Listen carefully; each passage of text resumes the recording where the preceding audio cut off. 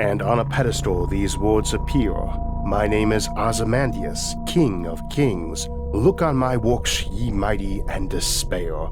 Nothing beside remains, round the decay of that colossal wreck, boundless and bare, the lone and level sands stretch far away.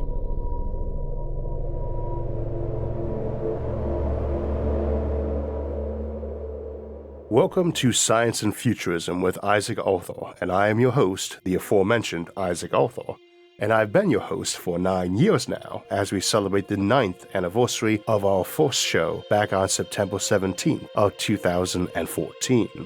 We'll talk about that more toward the end of the episode, but that original episode, and its unplanned sequel some months later, were focused on the idea that our image of the future from sci-fi, of being a civilization of thousands of planets spread over a galaxy, was wrong. In space opera, humanity colonized endless worlds around yellow stars and occasionally other kinds too, and maybe has a few other minor outposts or space stations in any given star system.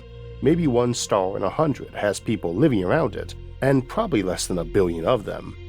This got stuck in our minds, and it's how we tend to think alien civilizations would behave too, and we often picture these planets, even when inhabited, more like a single city and its suburbs, not each individually greater in size than any empire we've ever seen in history. In that context, it's not really surprising people might think that the reason why we don't detect or hear from alien civilizations all the time is because there are a lot of scattered planets and such empires can fall, and their works, once mighty, be gone from sight and record, like those of Ozymandias in Shelley's famous poem. And yet, as we'll see today, even empires like that, let alone the great realms that seem likely, should be so robust against being made extinct that only the most obsessed and monomaniacal aggressor could hope to wipe them out. And then the question becomes, what happened to them? Where did that aggressor who brought doom go? Did someone else come for them and spell their doom? And where then they? In that first and second episode of the show, we confronted the scale of this assumption, the flawed notion that such empires would be spread so thin, and that any given star system they encounter would be colonized and composed of at least many millions of settled minor planets, if not full Dyson swarms. That our future is not just on large planets, or even minor ones, but mostly in vast megastructures serving as artificial habitats, be they biological or post-biological hosting ones. And I thought today we would try to examine the question of Fermi paradox from the idea that such empires could exist and could fall, and asking what, if any, evidence we might have that they did. To ask what sort of wars or weapons might doom such civilizations, or what else could annihilate them so completely. We'll contemplate everything from quasar cannons and other galaxy-rending megaweapons to psychic or cultural poisons and how effective they might be, and if there was any way those could have been used, and the user somehow not destroyed along with the original target. While common in sci-fi for entire massive galactic empires to just fall or disappear, this has always struck me as rather bizarre and improbable. Nonetheless, since this is a Sci-Fi Sunday here on SFIA, we will try to ask how that might happen, and also what it would look like if it did. Ever since becoming the president of the National Space Society, I've tended to have fairly regular chats with this or that NSS director or longtime member, and lots of interesting space topics tend to come up. And one of those was how likely an interstellar asteroid like a Muamua might be a piece of a busted up old spaceship or some ancient battle or accident, possibly having collected a coating of ice and dust from floating around the void for eons. I got to thinking about that, and it is a much more complex question than one might first think. First of all, we might ask if any such fragments should be floating around between solar systems, and generally speaking the answer is no, if we're discussing either in-system battles or ones occurring at interstellar velocities. The escape velocity of any solar system, or galaxy for that matter, depends a lot on where you were in that system when you got blown up, or your ship went derelict or rammed into something. Loosely speaking, for solar systems, the escape velocity is tens of kilometers a second, and for galaxies, it's hundreds of kilometers a second. Hence, no ship moving at more than 1% of light speed, which is 3,000 kilometers per second, is going to have any fragment of itself still meandering around the galaxy several million years later. Assuming the derelict or fragment didn't ram into something, it will have entered the intergalactic void by then. At some speed beneath 1%, it's more plausible that it might have slowed from interactions with interstellar dust and gravity in general to some velocity that left it orbiting around the galaxy, possibly quite elliptically or out in the deep and sparser regions of the galactic rim or halo, where we were less likely to encounter or detect them. Though anywhere above 0.1% of light speed, it's decently likely it would leave the galaxy eventually, and depending on where and what direction they were headed, it might be even 100 million years before it got out of the galaxy, even if it was outward bound.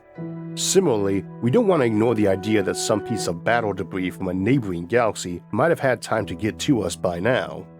Alternatively, we wouldn't really expect anything moving less than 0.01% of light speed, 30 kilometers per second, to be traveling around between stars for very long, in galactic terms anyway. That's roughly how fast Earth orbits the Sun. The Sun orbits the galaxy at roughly 8 times that velocity, 230 kilometers per second, or 0.08% of light speed, and stars in our region of the galaxy tend to be roughly that same speed. So anything moving slower than that relative to the galaxy is getting tugged along by this or that passing star system until one grabs it and pulls it into orbit.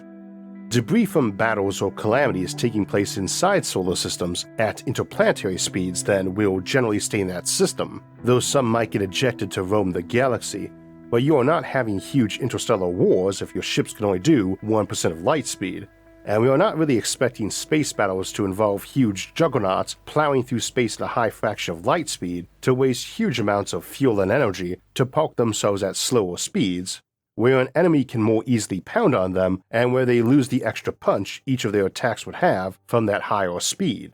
Though unexpected technologies like hyperspace jump drives or inertial mass altering drives might change this dynamic. So we would not expect the normal result of a battle to be the remnants of ships meandering around interstellar space for eons. It's entirely plausible ships would occasionally get wrecked at such speeds, or that the shattered remains of a space station that got nuked or slammed by something at high speed might have fragments moving above the local escape velocity.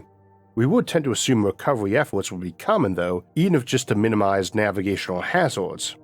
So too, if you're engaging in interstellar conflicts, it would tend to make sense to have lots of space fortresses out past your system's own inner regions. The escape velocity from the solar system at Earth's distance, 1 astronomical unit or AU, is about 42 kilometers or 26 miles per second, and that drops off with the inverse square root of distance. So something at 4 AU has half that escape velocity, 9 AU a third, which is how far Saturn is, 16 AU is a quarter, 25 a fifth, and Pluto at around 36 AU would only be about 7 kilometers or 4 miles per second, which is in the range of what mundane explosive shrapnel might be, and that's out to the Kuiper belt. The Oort cloud is far further out, and something might be out at 10,000 AU, about 2 light months from the Sun. That's where I'd be wanting to put my first line of defenses, not just a couple light hours from my system's center. And there, it is only 1/100th the escape velocity is around Earth, 420 meters per second or just under 1,000 miles per hour, and odds are whatever station or icy body I built a fortress in doesn't have any significant gravity of its own. That's still high enough that something blown out in airlock by compressed gas venting into space is not leaving that solar system, but it is definitely low enough that fragments from explosions might fly off into the interstellar void. It's also where you'll be a lot less likely to be bothered with trying to grab the pieces to avoid navigational hazards or be efficient at recycle. It is also very likely someone trying to sneak in or cut up some Oort cloud listening post might have come in relatively slow to minimize being spotted and to make sure the outpost buried in some mountain-sized ice ball is completely dead, not waiting for a chance to set off the million tons of antimatter or nuclear warheads they have there. So we established that this can happen and thus can now ask how much of such debris we would need to have a chance of spotting such remnants nowadays. If someone had an empire of 1,000 wars and each of those has a couple dozen such detection and defense stations that might have gotten smashed up in a war that happened 1,000,000 years ago, The answer is no. We're not going to spot that except by freak luck. There are 500 billion stars in this galaxy, and even if we assume that that empire-ending catastrophe left 500,000 football stadium-sized bits of debris meandering around the galaxy, then even if they got distributed evenly, there'd only be 1 per million stars. Worse though, the volume of our inner solar system in which we might spot such a body nowadays is probably no more than 4,000 cubic AU or so, while the galaxy's total volume is about 4 billion cubic AU. So 1 million such fragments would give us a 1 in a billion chance that such a fragment was passing through our volume at the moment. The far vaster Kardashev 3 civilizations we discuss on the show though, those who number their people like grains of sand on a desert planet, could leave such ruins behind that their debris might float regularly through our star system, over time collecting dust and ice on the fragments to look more mundane. And currently, they could have thousands of derelict old probes or defense installations floating around our system, covered in dust and ice, and we would not know it. Now in the future, probably not more than a couple of centuries from now, we will probably be able to spot any house-sized object anywhere in the solar system out to the Kuiper Belt or beyond, and take core samples to see if it's a regular rock or snowball, or some piece of ancient alien ship that's gotten caked with them as it hurtled through space in a million-year eulogy to the crew it once held. But the Fermi paradox does not care about our future except in trying to forecast how visible some alien civilization might be by comparing them to our potential future state. The Fermi paradox discusses the apparent contradiction between the age and immensity of our universe and its assumed abundance of high-tech civilizations, and that apparent absence of our current ability to spot them. So some lone and quiet planet of people who never spread out to the stars could just be a few hundred light years from us and still remain undetected, and the galaxy could have 1 million such worlds, or even more if they tend to have a half-life of thousands of years. It also doesn't contemplate life without intelligence, as we could have that right now, as close to us as on Mars or on Jupiter's moon Europa. We can't tell yet, let alone if there's some planet 50 light-years from here with dinosaurs or robust ecologies inhabited by even Iron Age civilizations. We could only see current civilizations or their ruins if interstellar travel is a practical option. In the latter case, because that's the only way they could either have left enough debris around for some to swing by our planets, or because we could then have the ability to visit many planets and search them for ruins, which is no fast task given that erosion and sediment and other factors will bury most planet-bound civilization ruins pretty quickly. But you'll find them because you won't be visiting them, you'll be settling them. In the absence of FTL, fast-and-light travel, your ships take centuries to get anywhere, and your archaeological team is not beaming down to an abandoned planet for an afternoon of poking around one building. It is an entire planet. You need a lot of time and people to explore that, and it took you centuries to get there, and you probably need as long to do the job. So you colonized that rock the same as you colonized all of them you visited. To play devil's advocate though, we've only been at the science game for a few hundred years, and it is entirely possible that FTL is possible, as contradictory to our current knowledge of physics though that would be. In such a case, you really might show up and scan planets and go home a few days later and arrive a few more days later. You also might be engaging in interstellar battles at relative stops, because your ship went into hyperspace and back and never moved much faster than orbital speeds while doing it. Such being the case, interstellar colonization ought to be way easier, and you really ought to have trillions of ships around at some point, if not far more, whose remnants might be way easier to see. A cataclysm that wrecked one planet can also more easily get many others if you have FTL, as you might have a galaxy-wide war fought in just a few years as opposed to a few million, or a virus might lay dormant and spread through the galaxy before it's detected, by which time it proves to be too late to prevent its devastating impact. And of course, if ships can move faster than light, it implies a possibility of natural disasters which might too, which itself is a good Fermi paradox solution. Also, you might need little time to get a survey done. As we noted in our episode The Future of Archaeology, remote scanning and artificial intelligence allows us to do very quickly what it used to take large teams years to achieve. when it comes to finding and mapping out buried ruins or spotting some tower top or rectangular piece of strut sticking out of the ground. So they might get the job done faster and with fewer people than you'd want for a colony, and they might have come there in stasis and plan to go home or to the next spot because what they love is xenoarchaeology, not colonizing planets.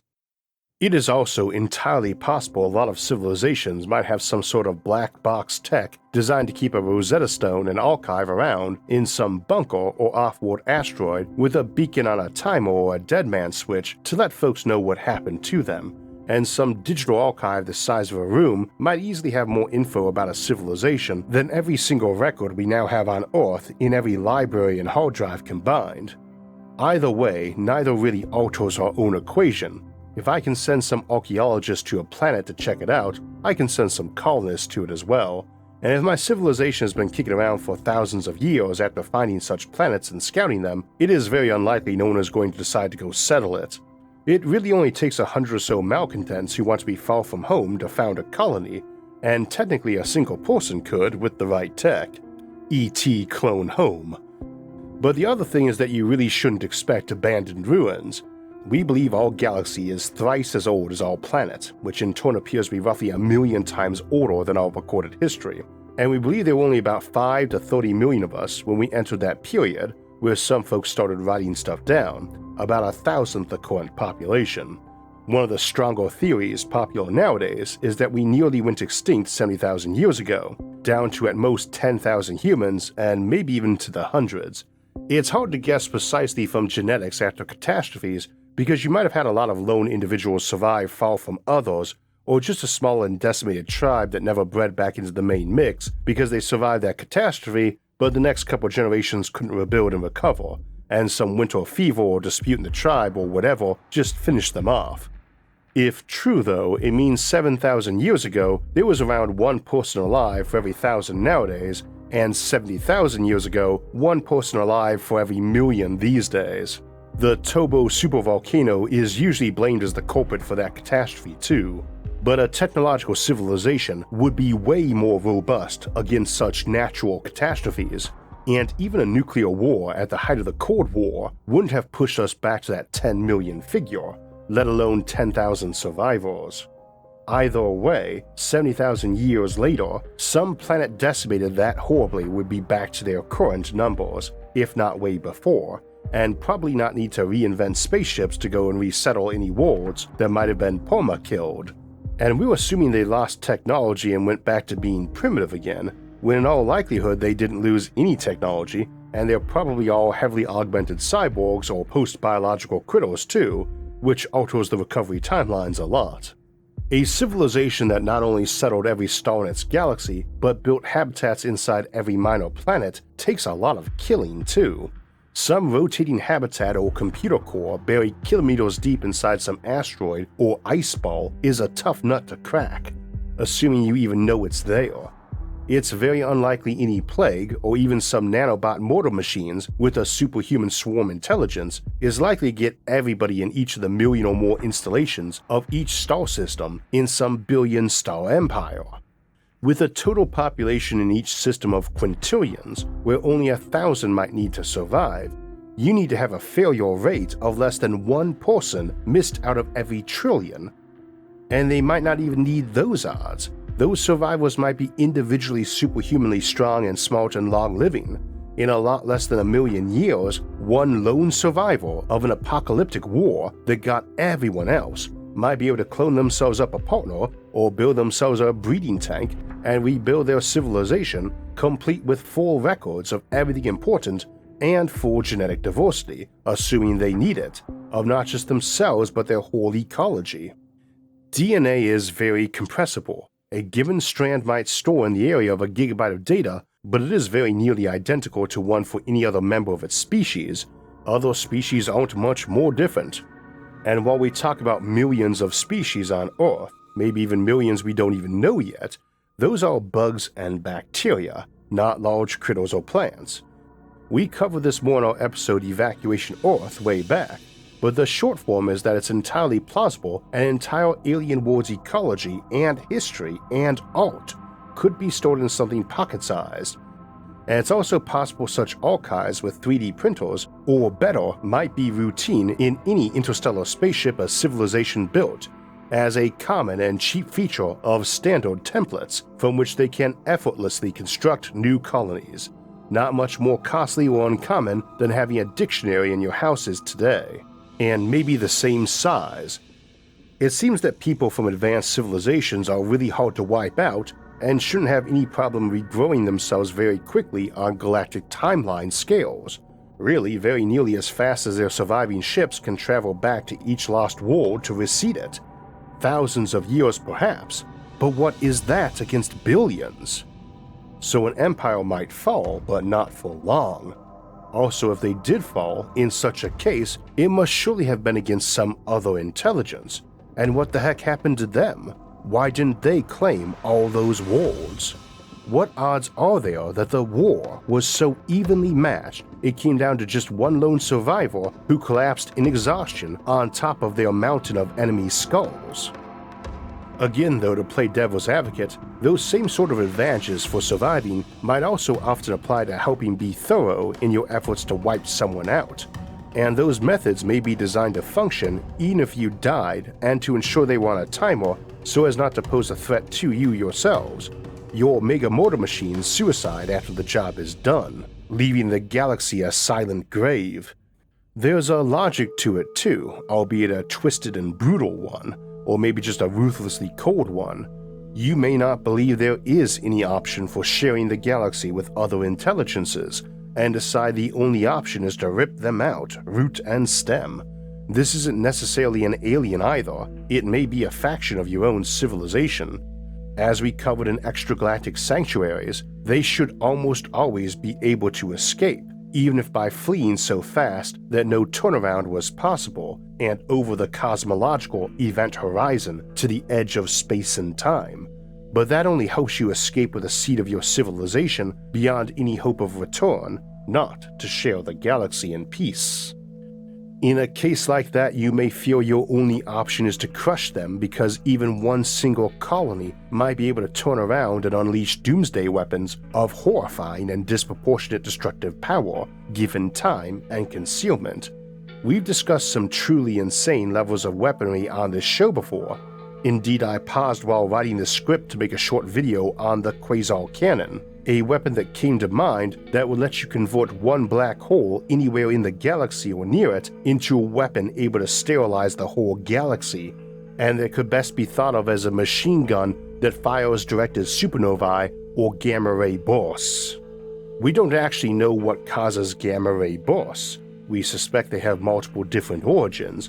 Indeed, we only determined what quasars were relatively recently, but it's possible some of those we detect are the equivalent of muzzle flares of weapons so terrifying you only deploy them to kill galaxies, or maybe gods. These are the weapons simple Kardashev 2 or K2 civilizations can deploy, those in total mastery of a single star system and maybe a few neighbors. What a K3 civilization might do is orders of magnitude worse, where whole regions of galaxies might be turned into weapons. Civilizations of such immensity they can turn whole stars into cannons and field more of them than we have rifles, where every soldier is likely so trained and augmented that they are a one-man army, and where the memorial walls carved with their names might stretch for thousands of kilometers. Indeed, one could imagine landing on an extinct alien planet covered in what resembles labyrinthine-like mazes and walls spanning entire continents, 10 billion miles of walls, all as tall as those around any fortress we ever built, only to realize every inch of them was carved with a name, rank, and serial number just big enough to read, and that whole planet was one commemorative memorial to a minor galactic war.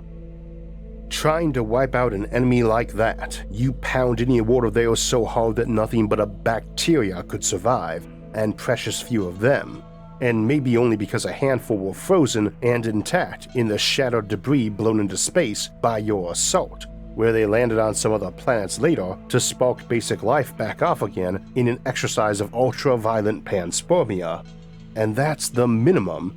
Even if you don't colonize those wrecked enemy territories after you wipe them out, you should be grinding them to pieces, not just salting the Earth or even scorching it, but disassembling it. Every world they have you should pound with Doomsday devices and nukes, dump mortarbots on, and then take the place apart to build more armadas to hunt down any survivors. But the thing is, we should be able to see that. You could see stuff like quasar cannons fired in distant galaxies in ancient wars, or in their modern aftermath, so we're not talking wholesale ruin. Unless again, a lot of these gamma ray bursts and other galaxy-rending events that we see aren't as natural as we thought they were. It seems like the stuff of epic stories, and by all means, feel free to borrow that plot, but it isn't a good Fermi paradox answer, because it only says that places too far away for us to really see might be absent of aliens because they utterly obliterated themselves. It doesn't explain why our galaxy is empty of intelligent life currently, and doesn't explain what happened to the aggressors. One option is that the battle was so even that practically all of them died, or that their remaining automated devices got them, but that rather implies it's been at least a few billion years since that happened in this galaxy, since they should have ripped Earth to pieces looking for any enemy survivors. Again, just one tiny ship fleeing to Earth and hiding under the ocean could hibernate for a few centuries, then rebuild a whole civilization, if not many more. Maybe they try to spare other primitive life. And to be fair, as devastating as those weapons are that we mentioned, they are the brute force end of the spectrum. It is likely you could send a quintillion microbots down to a planet with orders to burrow in anywhere and look for anything big enough to be the enemy, or some backed up digital version of them. Hypothetically, someone could drop that off on this planet today, and we might never know it was happening. 10 trillion microscopic and surgical battles went on under our noses, or even in them occasionally. After all, they already do. An alien intelligence might not need to be very big if post-biological, and like bullets or a swarm of piranhas, the sub-intelligent things killing them probably need not even be a fraction of their size. Another option is that they died off from ennui, a feeling of pointlessness as they realized that all their mortal empires were doomed to fall and nothing they did would matter at the cosmic scale, and that nothing mattered at all. Nihilism is a common suggestion for ways civilizations can end, the equivalent of a psychic poison. And it's hard to argue that it's a real threat, but I just have such a problem imagining that every member of a civilization would simultaneously succumb to that, especially in a no FTL universe. If many people suddenly fell to despair, surely those that did not would be cautious in investigating why. And if everybody had a book on the shelf that said, "Why free will is a lie," they could choose not to read it and come to teach after generations it was a poisoned book worse than the Necronomicon. And while some might still read it in later generations, even if it wasn't banned and every copy burned, it would still not reach every colony, and those would later resettle those abandoned worlds if somehow an entire world fell to it. But perhaps they feared that their colonies would turn on them one day, as well they might, and were a greater existential threat than any asteroid or supernova, and thus guarded their skies not against invaders, but against any ships seeking to race out to settle a new world. It seems so clear that it should be possible to build such epic civilizations, so immense their ruined debris would flood the galaxy till we could not miss it, and that they should desire to be so great, and that even if they did not, they should pursue that immensity so that they were safe from any outside force or rebel faction that sought to become a Leviathan out in the unending depths of the ocean of night, and in turn sweep them aside. Perhaps they simply came not to care. But what of those who did sweep them aside? Where did Leviathan go? One category of options suggested in Alastair Reynolds' Revelation Space series, and also in Peter Watt's novel Blindsight, is that you don't need conscious and intelligent civilizations to wipe out intelligence and keep it wiped out. Something sub-intelligent but very smart, so to speak, like ChatGPT, or even the old supercomputers that first beat chess masters, might be able to be unleashed as a swarm intelligence of self-replicating drones and simply overwhelm us regardless of our ingenuity. Those entities could potentially have a reaction of briefly combining to raise their collective intelligence when needed to handle a more difficult problem, then dissipate back down when that threat is ended.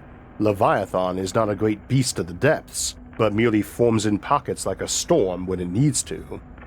They may not have the ability to invent tech but can keep making it and imitating it when they find it.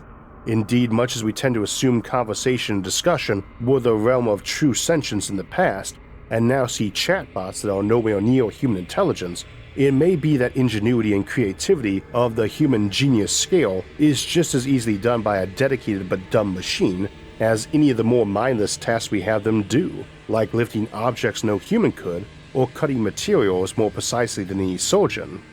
Could it be that the inevitable result of playing with artificial intelligence isn't to unleash some dark god on civilization that wipes them out, but rather an unintelligent swarm like Grey Goo, only able to invent technology?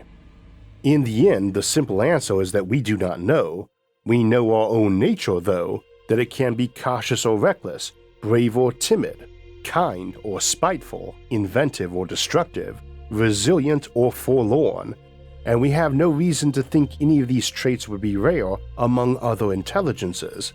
It is so easy to see the seeds of doom being planted on any world we colonize right along with every other more mundane seed we bring with us.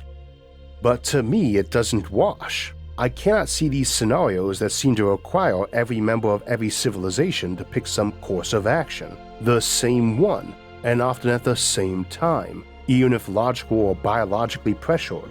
So why would we expect civilization not to seek to grow when their biology so inclines them, and logic suggests it's a good idea? I feel the bulk of evidence encourages us to assume that intelligence occurs so rarely that if we have seen it at all, it really is a case like a gamma ray burst, a billion light years away, and no one has ever lived closer.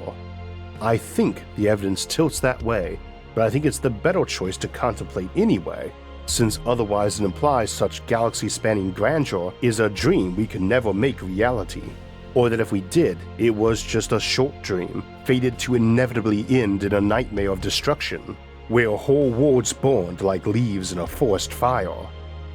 In the end, only time will tell, but as our technology improves every day and our eyes see the heavens ever more clearly, it may be a good omen that we still see no one else out there, as it means we can build a great civilization out among those stars on worlds that have never seen life before, rather than being built on the ashes of ancient empires. So as we mentioned, today's episode marks the 9th anniversary of the show, and when it began, I was never thinking about this channel being more than a single video encouraging more realism in science fiction. But from the outset, I understood that to promote science and the future, you need to convey the material in a way that folks can understand and get enthusiastic about, and that's something our longtime partner, Brilliant.org, understands too. Brilliant understands what works. They know that the best approach is interactive learning, and that learning is a lifelong journey that should be fun and done in bite-sized bits. Brilliant has thousands of lessons from basic to advanced concepts that you can learn at your own pace, at home or on the go, and to fit your needs, whether you're trying to stay up to date on math, science, and computer science, or level up your career. You do not need to spend years and thousands of dollars to learn these topics. Brilliant gives you access to custom content to fit your needs and help you learn at a fraction of the time and cost. Brilliant's been a great partner to this show from our early days, and you can trust them to be your partner on your journey too. Try them out for free for a full 30 days by visiting brilliant.org/IsaacArthur or clicking on the link in the description, and the first 200 people will get 20% off Brilliant's annual premium subscription. With 9 years and over 600 posted videos, we have shared a lot of time together, and let me start by saying how grateful I am every single day to get to make this show and see how many people still tune in, more now than ever before. I am proud of the work I did before the show too, and mostly enjoyed it, whether it was my time in college or grad school, or in the army during the war, or in government working to serve my local community, which I still get to do. Still, I have never loved any job like I do this one, and it's brought me a great deal of joy.